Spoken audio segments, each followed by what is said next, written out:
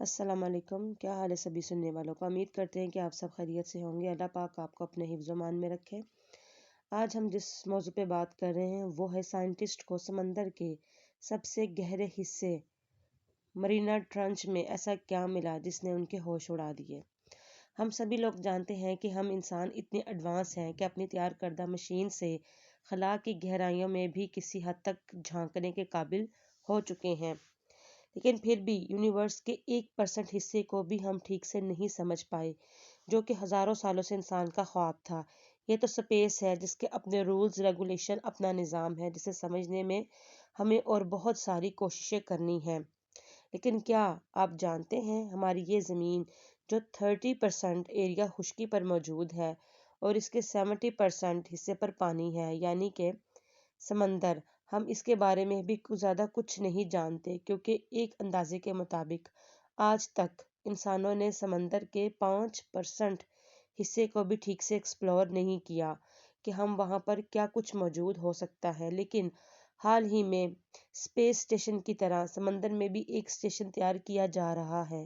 جہاں پر رہ کر سائنٹسٹ سمندر پر مزید ریسرچ کریں گے، بلکہ خلا میں موجود اسپیس اسٹیشن کی طرح ایک عام انسان سمندر کے کنارے پر کھڑا ہو کر ایک بار تو ضرور سوچتا ہے کہ آخر یہ اندر سے کیسا دکھتا ہے، اس کا سب سے گہرا حصہ کیا ہے اور وہاں پر کیا کچھ موجود ہو سکتا ہے۔ کیا انسان وہاں جا سکتا ہے، اور اگر ہاں تو انہیں وہاں کیا کچھ دیکھنے کو مل سکتا ہے؟ ان سب سوالوں کے جوابات آج ہم اس ویڈیو کے ذریعے جاننے کی کوشش کریں گے، جن کے جواب جان کر یقیناً آپ بھی حیران رہ جائیں گے کہ سمندر کی دنیا اپنے اندر ایک الگ جہان لیے ہوئے ہے جس کا تصور کرنا بھی ہمارے لیے ممکن نہیں ہے۔ لیکن اس سے پہلے سمندر کے سٹرکچر کو سمجھ سکیں، جس طرح سے ہماری یہ زمین کی سطح پر ہر جگہ سے فلیٹ نہیں ہے، مثال کے طور پر کہیں اونچے پہاڑ ہیں تو کہیں گہری کھائیاں، کہیں صحرائی علاقے ہیں اور کہیں اونچائی والے علاقے۔ سمندر بھی بالکل ایسا ہی ہے، یہاں پر کہیں اونچی پہاڑیاں ہیں تو کہیں بالکل فلیٹ زمین اور کہیں پر گہری کھائیاں۔ عام طور پر اس فلیٹ سمندری سطح کی گہرائی 4 کلومیٹر کی گہرائی کے بعد ختم ہو جاتی ہے، لیکن ہم یہاں سمندر کی سب سے گہرائی والی جگہ کی بات کر رہے ہیں، جس کے لیے ہمیں دنیا کے سب سے بڑے سمندر یعنی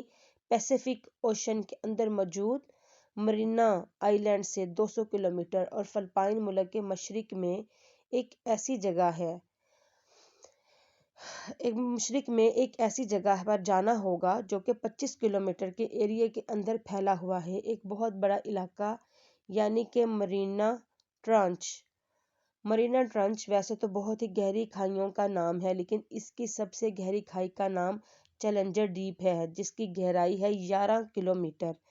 11 کلومیٹر کی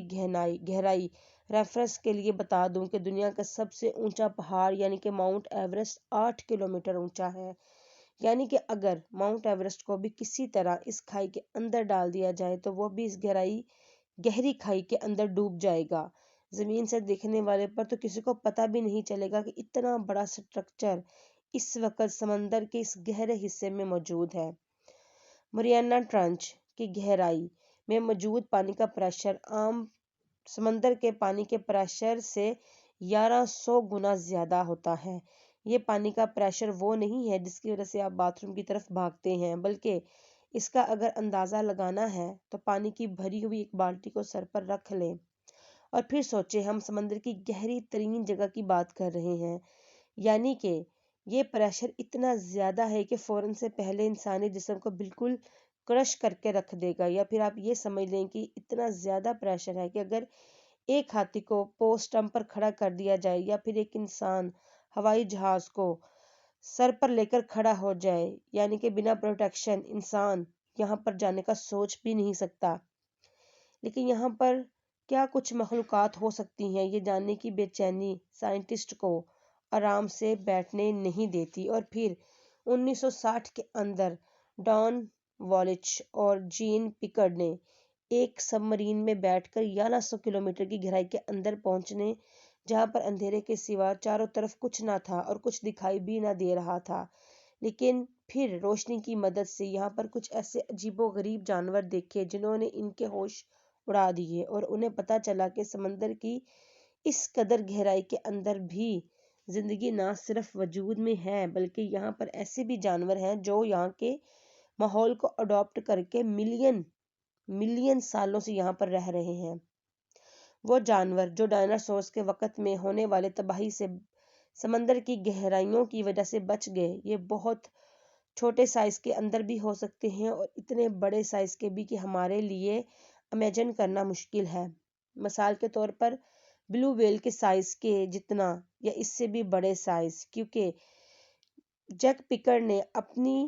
آبزرو ڈائری کے اندر لکھا کہ ڈائناسور کی شکل کی مخلوق اور بہت بڑے بڑے نوکیلے دانتوں والی مخلوق ان کی سب مرین کا پیچھا کر رہی تھی، لیکن خوش قسمتی سے کچھ دیر کے بعد وہ خود ہی وہاں سے چلی گئی۔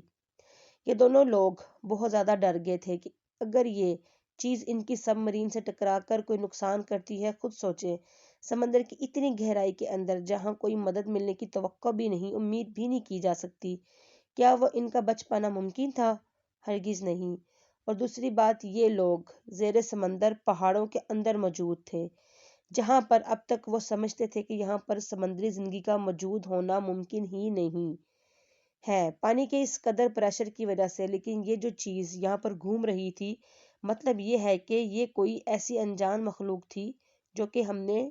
پہلی بار دیکھی۔ اس طرح کی نہ جانے اور کتنی مخلوقات اور کتنی تعداد کے اندر موجود ہیں اور کیسی دکھتی ہیں، ان کی دنیا کیسی ہے،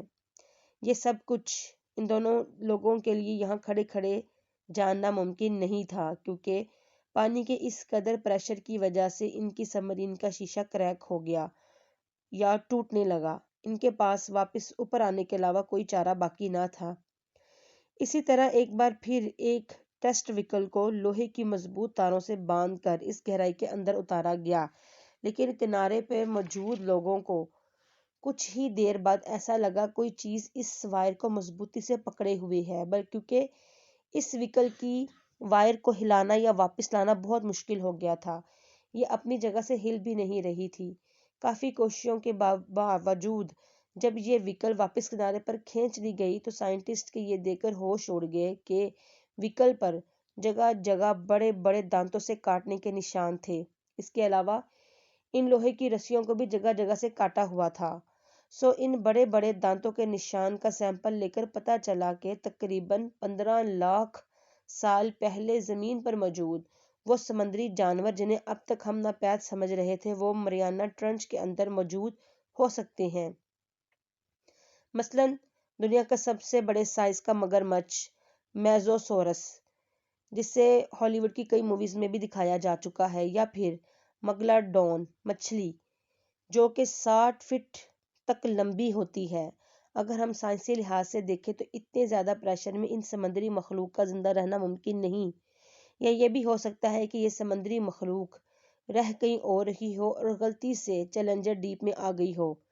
اس سچائی کو جاننے کے لیے ہم انسانوں کو مزید ایڈوانس ہونا پڑے گا، جس میں ابھی تک مزید سال درکار ہیں۔